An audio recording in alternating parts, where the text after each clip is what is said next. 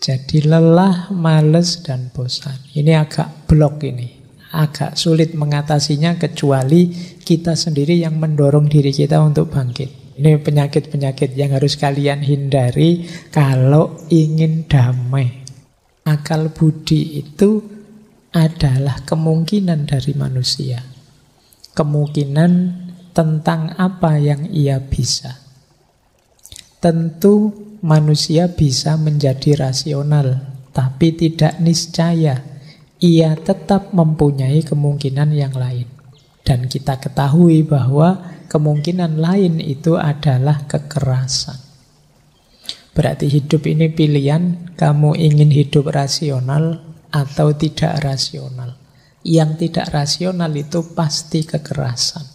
Karena tidak rasional berarti mengandalkan insting dan egomu, dan itu pastinya tidak peduli dengan hadirnya yang lain. Sehingga modemu kemungkinan besar ya mode kekerasan. Jadi hidup ini pilihan dua. Kita milih irasional dan keras atau rasional. Itu saja sebenarnya.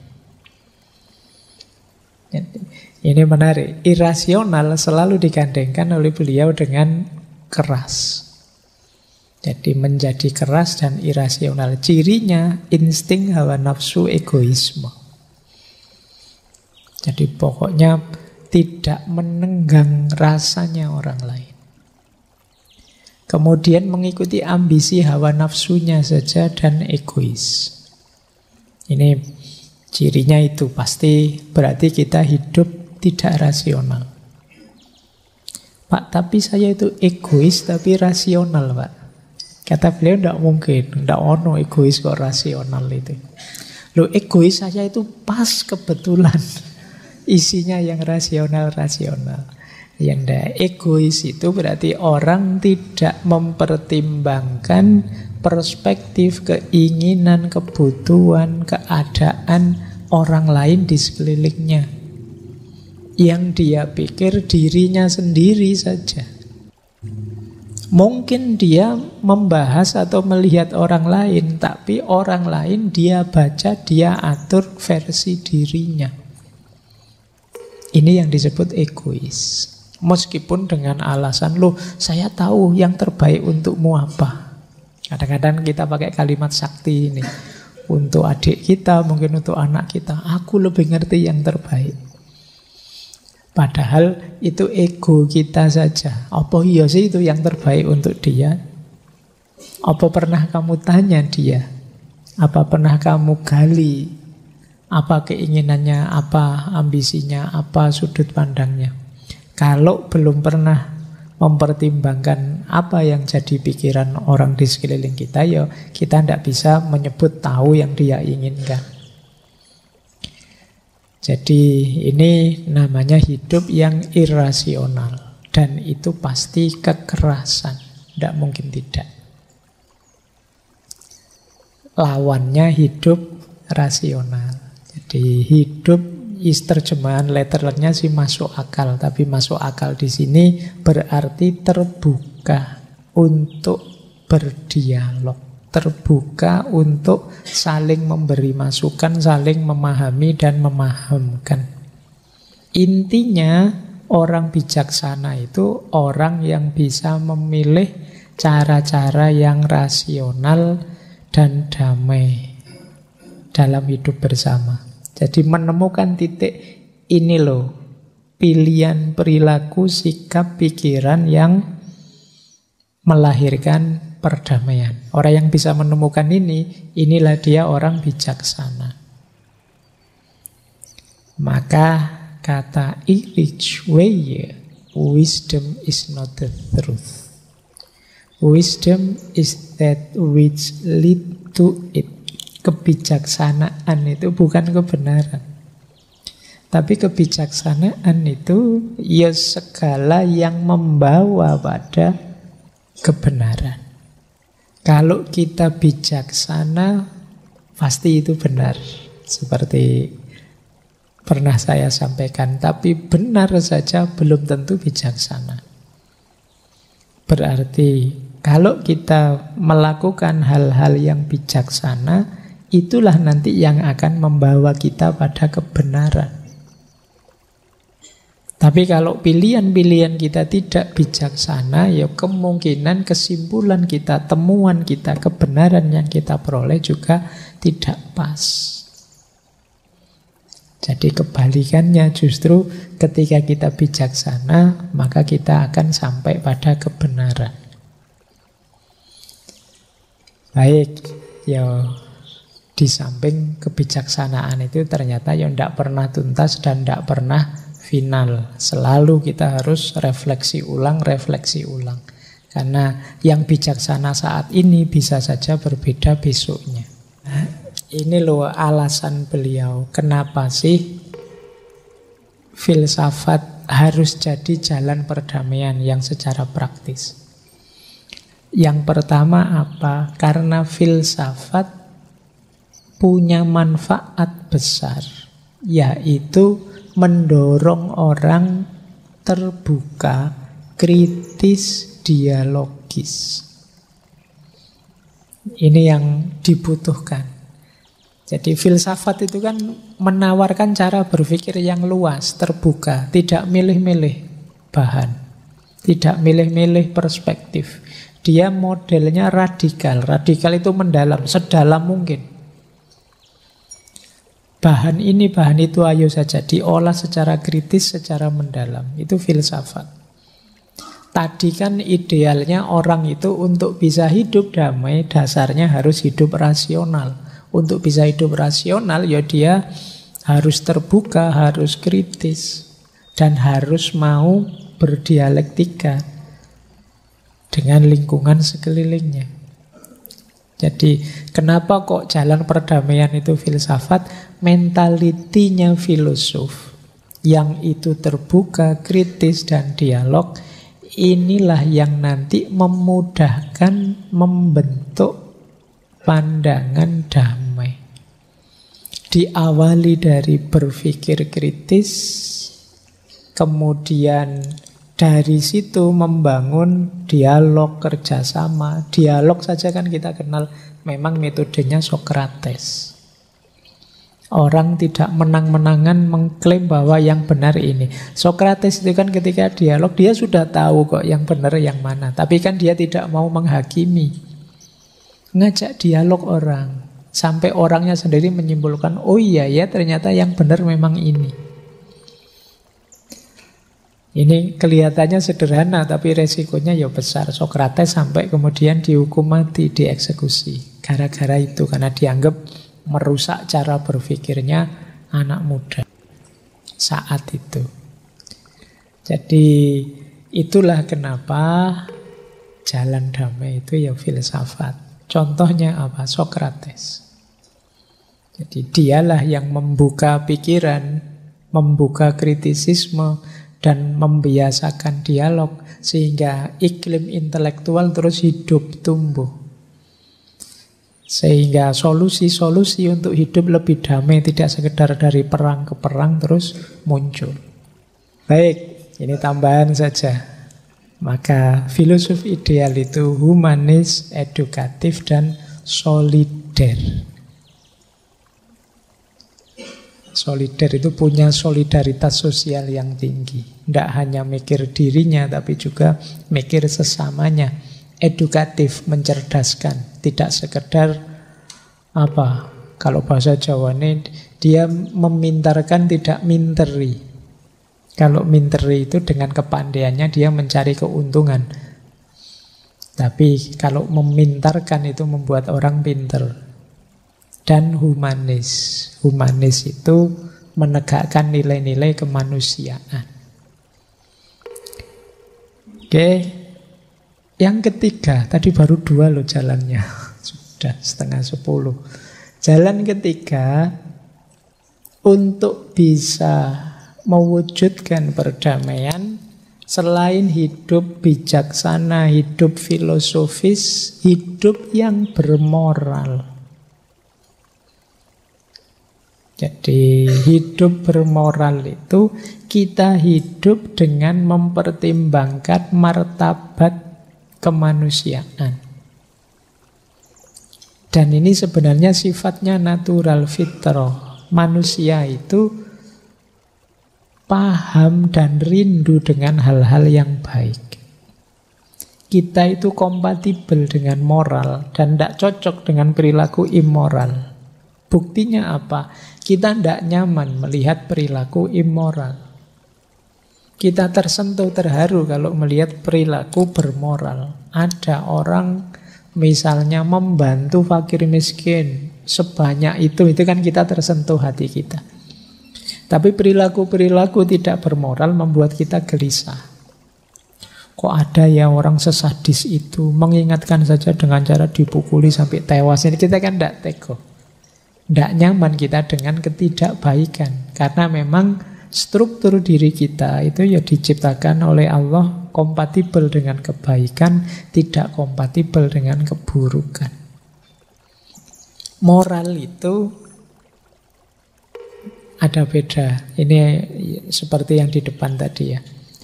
Kalau menurut Immanuel kan moral itu apa yang harus kita perbuat. Kalau beliau, moral ini apa yang seharusnya tidak kita lakukan. Sederhananya begini. Jangan lakukan yang jelek-jelek, yang kita lakukan itu pasti baik. Bahkan bisa dirangkum, jangan melakukan yang jenisnya kekerasan. Kemungkinan besar yang kita lakukan baik sudah. Yang jenisnya kekerasan berarti yang tidak rasional tadi. Atau yang tidak solider, tidak mau dialog, yang egois. Kita meninggalkan ini saja, insya Allah perilaku kita itu sudah positif. Tidak egois, tidak irasional, kemudian tidak mentang-mentang masih mau dialog, kemungkinan yang kita lakukan baik. Nah, moralitas juga nanti jadi kunci hidup bersama. Jadi hidup bersama itu lebih banyak ditentukan oleh moral. Khususnya termasuk dalam ranah politik. Nanti kan beliau nulis juga buku tentang filsafat politik. Sederhananya begini, kita ini kan dalam berpolitik, bersosial lebih banyak mengandalkan aturan-aturan. Tapi aturan-aturan itu bisa tidak ada gunanya kalau manusianya tidak bermoral.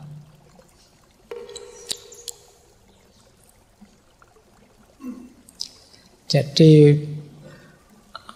meskipun undang-undangnya, meskipun aturannya, KUHP, KUHAP-nya luar biasa, tapi kalau manusianya tidak bermoral ya sulit kita hidup dengan baik.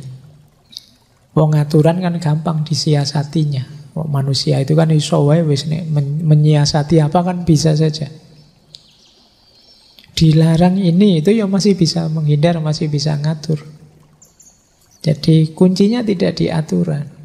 Justru semakin banyak aturan semakin menunjukkan bahwa kita itu tidak mandiri, berpikir sendiri, menemukan yang baik sendiri untuk hidup kita. Level moralnya mungkin masih level moral anak-anak yang harus diperintah dan dilarang. Harusnya kalau sudah dewasa itu kualitas diri kita meningkat. Tidak perlu banyak diatur, saya sudah baik kok. Tidak perlu diancam-ancam ini itu, tidak mungkin kok saya merugikan orang lain. Jadi ini orang yang mandiri secara moral. Sebaliknya, sebagus apapun aturan, kalau orangnya meleset, orangnya rusak, ya tidak akan efektif aturan itu, atau aturan itu dijadikan jalan untuk rusak-rusakan.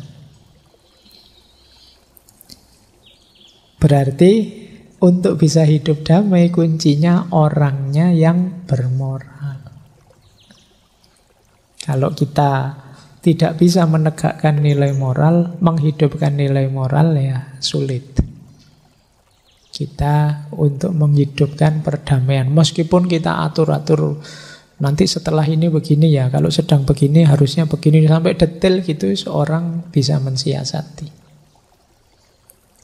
Kayak mahasiswa itu kan kalau disuruh pokoknya absen maksimal 75, kurang dari 75 ndak bisa ikut ujian. Nah itu kan mereka cara mikirnya kalau begitu kita bisa bolos 25% ya Pak. Jadi dia melihat sisi enaknya dari yang menyenangkan dia sesuai egonya dari aturan. Nanti mungkin disiasati, Pak itu izin boleh enggak Pak? Pak itu sakit boleh enggak Pak? Nah, terus akhirnya tiap hari bikin surat izin. Kan aturannya boleh Pak. Padahal itu absen dibuat biar kamu serius belajar. Tapi pada akhirnya kan kalian menyiasati itu. Misalnya ini pokoknya aturannya harus diikuti sesuai yang tertulis ya, kecuali semester 14. Kalau semester 14 mungkin agak ringan aturannya karena kamu mau ke DO itu. Akhirnya kan terus kalian, kalau gitu santai saja, nanti aja semester 14 lebih santai aturannya. Kamu jadi begitu. Jadi kuncinya di orangnya. Ya sama lah kemarin waktu di pendidikan itu kan kita menggelisai, wah ini sering kali ya aturan ganti-ganti, kurikulum ganti-ganti. Ya kalau orangnya tidak punya kesadaran, tidak punya kualitas moral yang tinggi, ya diganti kurikulum berapapun, aturan berapapun, ya pokoknya begitu saja cara ngajarnya. Nah, kuncinya tetap ada di orangnya. Jadi orang yang hidup bijaksana, hidup filosofis, dan hidup bermoral. Ini akan jadi kunci suksesnya perdamaian. Termasuk di ranah politik. Kata Iris Weyer, politik merupakan salah satu aspek moral. Esensi moral adalah kehidupan politik. Karena moral berhubungan erat dengan kehidupan masyarakat. Nah, jadi semoga tidak ada di kita politik yang tidak bermoral. Semoga, kalau semoga itu kan doa. Nah, sekarang kita lihat ya, penyakitnya moral dan intelektual. Ini penyakit-penyakit yang harus kalian hindari kalau ingin damai. Yang pertama, lelah, malas, dan bosan. Nah, ini kita sekali ya yang nomor satu ini. Jadi lelah, malas, dan bosan. Ini agak blok ini. Agak sulit mengatasinya kecuali kita sendiri yang mendorong diri kita untuk bangkit. Lelah itu lebih banyak karena mungkin perasaan kita yang saya melakukan ini salah, saya melakukan itu salah. Itu biasanya terus kita lelah. Lanjutannya terus jadi males. Mau ngapa-ngapain males. Atau bosan. Itu lagi Pak, itu lagi. Makanya dalam agama itu ada diksi istiqomah. Istiqomah itu lawannya kebosanan, kemalasan, dan kelelahan. Karena memang untuk membangkitkan perdamaian dalam hidup, untuk hidup yang damai, kita perlu terus-menerus berefleksi, berfilsafat. Menemukan titik-titik bijaksananya hidup sehingga kebersamaan ini tetap damai. Dan itu memang melelahkan. Kalau kalian sudah lelah, males, bosen, ya sudah. Siap-siap selalu kita berada dalam lingkaran kekerasan. Jadi perjuangan lepas dari kekerasan, ayo kita menaklukkan rasa lelah, rasa malas, rasa bosan. Ini kalau saya ditanya tipsnya gimana, itu jawabnya susah. Pak, gimana caranya agar tidak malas? Ya jangan malas. Ya. Agar tidak bosan, ya jangan bosan. Karena kuncinya memang hanya dari niatmu dan kesungguhanmu. Kemampuanmu untuk ngepres, untuk menekan dirimu agar tidak malas, tidak bosan. Yang kedua, ada lagi penyakit yang harus kita perangi, yaitu mentalitas pragmatis, mencari jalan pintas dan budaya instan. Biasanya yang pragmatis, jalan pintas, instan itu kan karena mengikuti ego kita. Alah, yang penting enaknya gimana gitu aja lah. Nah, mungkin kamu ndak bawa SIM misalnya, terus kena polisi, alah Pak sudahlah gampangnya gimana gitu aja, ndak ruwet-ruwet sidang segala. Itu mental pragmatis namanya. Kalian akan merusak semuanya. Sudahlah sulit-sulit milih pemimpin yang ideal yang gimana. Yang penting mau ngasih uang kita berapa gitu aja lah. Nah, itu kan instan pragmatis namanya. Yo efeknya nanti kita panen di belakang. Kita mencari shortcut-nya saja. Kita tidak mau membaca akar-akarnya dan prosesnya untuk menanggulangi masalah. Kita ingin segera saja. Hari ini kita sering tersituasikan untuk berpikir model instan ini. Alah Pak, yang penting saya lulus kan sudah. Alah Pak, yang penting nikah lah. Nanti dipikir belakangan cocok, enggak cocok ya ganti, cocok ya lanjut. Ya, kamu enggak mau capek sedikit, capek sebentar, tapi kamu panennya lama. Kamu lebih milih segera panen, padahal akhirnya nanti sawahnya rusak. Jadi itu penyakit kedua. Pragmatis, jalan pintas saja, dan instan. Yang ketiga, individualistik dan konsumtif. Individualistik itu mental yang hanya mikir dirinya sendiri. Kalau konsumtif itu kondisi kita yang ingin sudah jadi saja yang kita jalankan. Kita tidak mau berproses, pokoknya silahkan kamu yang buat, saya tinggal menikmati. Mas, ayo kita mengupayakan perdamaian. Itu bukan saya Pak. Ya itu tugasnya pemerintah, tugasnya Jadi saya tinggal menikmati saja. Mental konsumtif.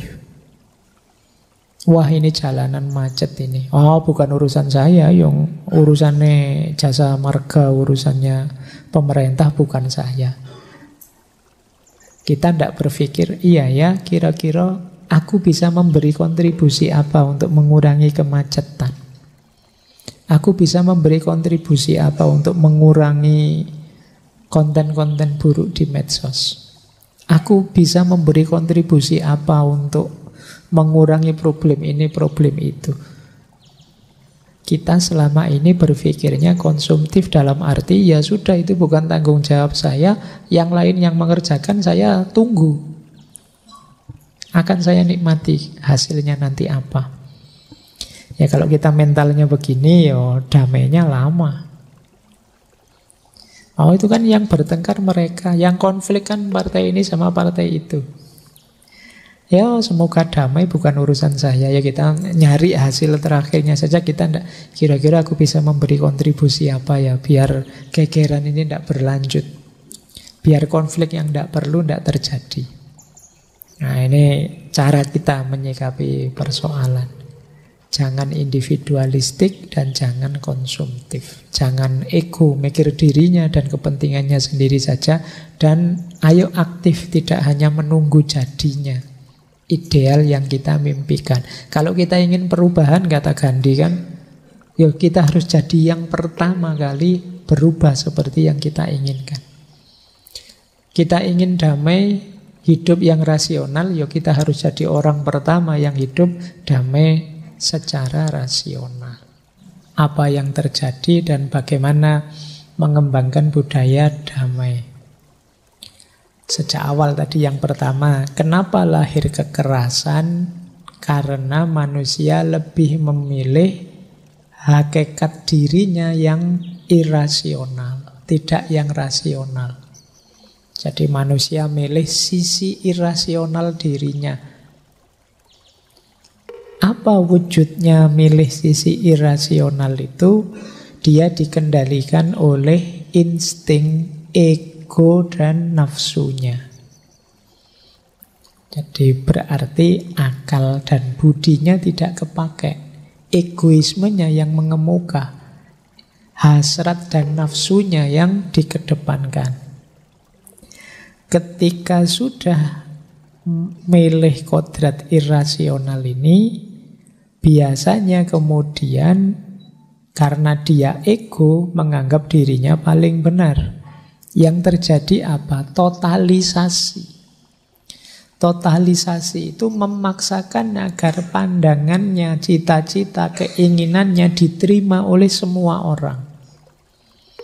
Karena dia menganggapnya paling benar. Kalau sudah totalisasi ini, biasanya terus lahir konflik, gesekan. Jadi pokoknya aku yang paling benar, yang lain salah semua. Oh, yang lain juga begitu. Ya enggak ya, yang benar aku ya. Ketika sama-sama ego saling tertutup, ya pasti konflik.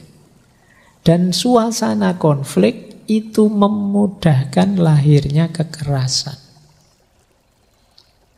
Jadi makanya hati-hati dengan situasi gesekan, situasi konflik.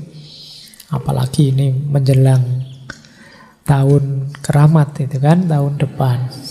Hati-hati. Ya memang hidup ini kadang-kadang perlu kompetisi, perlu konflik-konflik kecil. Tapi hati-hati dalam situasi konflik akan mudah lahir kekerasan. Nah, semoga tidak. Kenapa? Karena kekerasan itu lama-lama akan menjadi budaya. Tindakan kekerasan A akan dibalas dengan tindakan kekerasan B. Dan seterusnya. Jadi ketika tindakan kekerasan dilakukan, yang terjadi apa? Ekspansi daya irasional. Masing-masing ego tambah kuat. Ketika masing-masing ego tambah kuat, selanjutnya apa? Degradasi potensi rasional. Rasio akal budi pelan-pelan terkikis. Yang ada pertarungan kontestasi antar ego. Kepentingan ketemu kepentingan. Kalau sudah rasionalitas terpinggirkan, yang terjadi apa? Eksklusivisme tambah kuat. Kelompokku, grupku, aliranku, semua yang serbaku tambah menguat. Dan sekarang lebih memuncak, lahir budaya kekerasan. Kekerasan jadi budaya kalau dia diulang-ulang kemudian lama-lama dianggap normal. Wah, yang gentle itu yang begini, yang berani maki-maki, yang berani itu lama-lama dianggap normal. Kamu laki-laki apa, meso saja gagap. Harusnya itu lama-lama yang jelek-jelek dianggap normal, yang keras-keras dianggap normal. Jadi dari tindakan kekerasan lama-lama lahir budaya kekerasan. Kalau dibiarkan seperti ini kayak tadi kita akan sangat lelah, capek. Apalagi kalau kita terlibat di dalamnya, itu circle yang tidak ada akhirnya. Jadi kita dipukul sakit, terus kita balas mukul. Yang sana juga, saya juga sakit, balas lagi. Balas-balasan yang tidak ada akhirnya. Jadi makanya kan ada, kalau katanya Gandhi itu kalau satu mata dibalas satu mata, lama-lama semua orang bisa buta. Isinya balas-balasan terus. Nah, ini budaya kekerasannya. Makanya tadi terus filosofinya Erich Weye tadi, ayo dibalik sekarang membangun budaya perdamaian. Kalau tadi kan terlanjur sudah kita ada di budaya kekerasan. Sekarang kita mainstreaming budaya perdamaian. Jalurnya apa? Tadi sudah dijelaskan, jalurnya adalah filsafat. Filsafat yang terbuka untuk berdialog, yang mengedepankan akal budi. Dengan filsafat kita melakukan negosiasi pada irasionalitas. Jadi kita mulai mempertanyakan, apa aku harus begini sih? Apa meyakini kebenaranku harus meniscayakan, menafikan hadirnya yang lain atau menyakiti orang lain? Ini mulai ada negosiasi-negosiasi. Sampai kemudian kita sadar bahwa harusnya akal budi aku pakai. Pilihan kemudian pada rasionalitas. Kalau sudah sampai pada titik rasionalitas, ini kita lebih ringan. Mulai akal budi mengambil kendali. Kalau sudah akal budi kita jadikan senjata, kita pasti akan mengkritik kekerasan. Apapun jenisnya. Dan insya Allah kita akan sampai pada titik anti kekerasan. Kalau sudah ini jadi sudut pandang anti kekerasan itu, pelan-pelan akan lahir budaya damai. Perdamaian bisa diwujudkan. Jadi keywordnya ada pada filsafat, akal budi, dan dialog. Dari situlah kita bisa membangun perdamaian. Semakin orang mau mendayagunakan akal budinya, yang itu menjadi modal utamanya filsafat, semakin mudah kita sampai pada titik damai dan perdamaian.